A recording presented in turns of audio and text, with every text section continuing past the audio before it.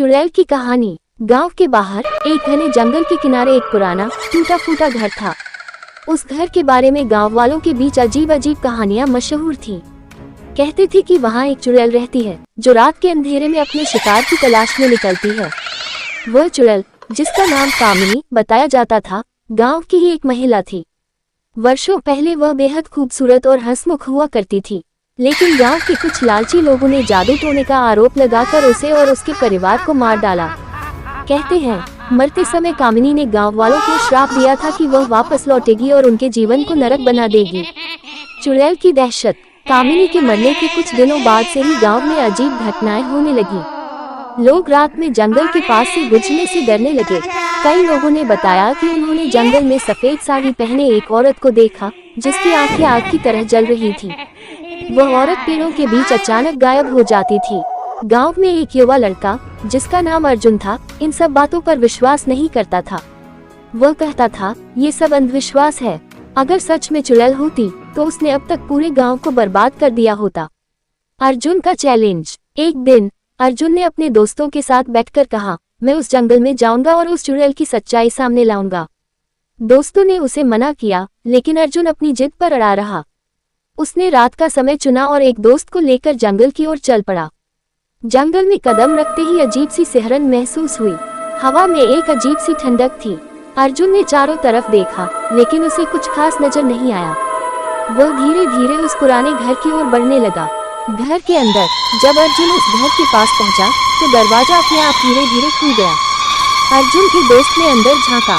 घर पूरी तरह से खाली था, लेकिन दीवारों पर अजीब अजीब आकृतियां बनी हुई थी। उसने एक कदम अंदर रखा, तभी उसे पीछे से किसी की रोने की आवाज सुनाई दी। अर्जुन ने पलटकर देखा तो सफेद साड़ी में एक औरत खड़ी थी।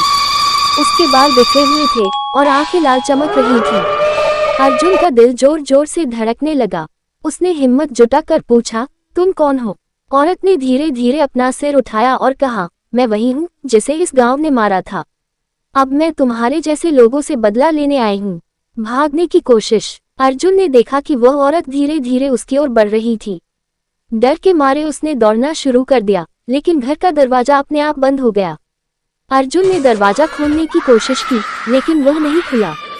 वह चिल्लाने लगा, मुझे जाने दो, मैं कुछ नहीं जानता।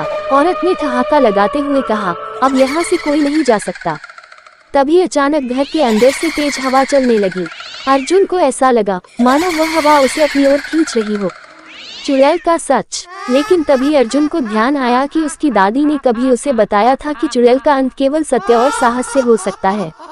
उसने खुद को संभाला और कहा, तुम्हारा गुस्सा जायज है, लेकिन मैं उन लोगों में से नहीं हूँ जिन्होंने तुम्हारे साथ अन्याय किया। अगर तुम वाकई बदला चाहती हो तो उन्हें ढूंढो। चुड़ैल थोड़ी देर के लिए रुकी। उसकी लाल आंखें धीरे धीरे शांत होने लगी। उसने अर्जुन से कहा, अगर तुम सच कह रहे हो तो जाओ और गांव वालों को मेरा संदेश दो।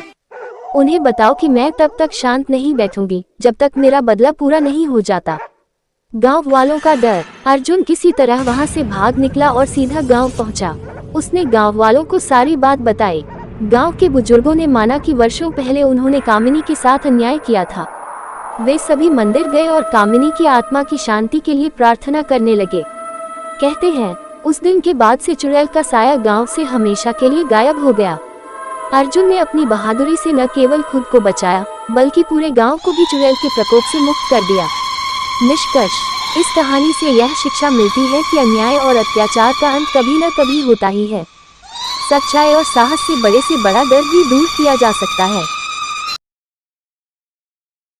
और देखता है कि वाकई में एक चुड़ैल ने उसके बाकी आदमियों को मारकर पेड़ से लटका दिया था। मामला तो काफी गंभीर मालूम होता है। लगता है कि मैं इस चुड़ैल के इलाके में अपना होटल नहीं बना पाऊंगा। इसने इन लोगों का कितना बुरा हाल कर दिया है। अगर मैं भी यहाँ पर रुका तो ये मेरा भी यही हाल करेगी। नहीं नहीं, मुझे अपनी जान बहुत प्यारी है। पूरब की एक बहुत अच्छी दोस्त थी जिसका नाम था मेघना। वो पूरब के साथ ही आई हुई थी। वो काफी शातिर थी। सारी बातें सुनने के बाद उसने पूरब से कहा, अरे तुम इतना परेशान क्यों हो रहे हो? देखो, वो चुड़ैल अपने जानते हुए हमें होटल बनाने नहीं देगी, लेकिन हम उससे छुपकर तो होटल बना ही सकते हैं अपना। देखो, मैंने आसपास के लोगों से पता किया है, चुड़ैल सारे पहाड़ी जंगलों में नहीं घूमती है, बल्कि वो बस पहाड़ के बीचों बीच ही रहती है। अगर हम अपना होटल पहाड़ के किनारे पर बनाएंगे तो उसे पता भी नहीं चलेगा और हमारा होटल आराम से चलता रहेगा। और एक बार होटल बनकर खड़ा हो जाएगा तो फिर वो क्या ही कर पाएगी। वाह मेघना, तुम कितनी समझदार हो। तुम ना होती तो पता नहीं मैं इस परेशानी से कैसे बाहर निकलता। हाँ, अब मैं ऐसा ही करूंगा। इसके बाद पूरब चोरी छुपे होटल का काम शुरू करवा देता है। 1 महीने के अंदर अंदर सारा होटल बनकर तैयार हो जाता है और चुड़ैल को कानो कान खबर भी नहीं होती। चुड़ैल पहाड़ों में घूमने निकली थी। वो आसपास के जंगलों में सैर कर रही थी, तभी उसे भूख लगाती है। ओह, आज तो मेरे इलाके में कोई जानवर नहीं आ रहा है। अब मैं क्या खाऊं? लगता है कि मुझे थोड़ा दूर जाना पड़ेगा, तभी कोई जानवर मिलेगा। इतना बोलकर चुड़ैल शिकार पर चल पड़ती है, वो भी जंगल के बाहरी हिस्से में। वो कुछ दूरी पहुंची थी कि तभी वहां उसे एक इंसान नजर आता है। अरे वाह, क्या बात है, यहाँ तो एक इंसान घूम रहा है। चलो आज मेन्यू में कुछ अलग मिलेगा मुझे। इसके बाद चुड़ैल वापस अपने इलाके में चली जाती है। उस दिन तो चुड़ैल ज्यादा कुछ नहीं सोचती है, लेकिन कुछ दिन बाद उसे दोबारा से एक इंसान नजर आता है। ये क्या, फिर से एक इंसान यहाँ आ रहा है? क्या बात है, अचानक से यहाँ लोग आ रहे हैं। अभी इससे पूछती हूँ। चुड़ैल उस इंसान के सामने आ जाती है और उसे पकड़कर उससे पूछती है, कौन है तू और यहाँ क्या करने आया है? वो इंसान चुड़ैल को देखकर इतना डर जाता है कि तुरंत बेहोश हो जाता है। वापस अपने इलाके में चली जाती है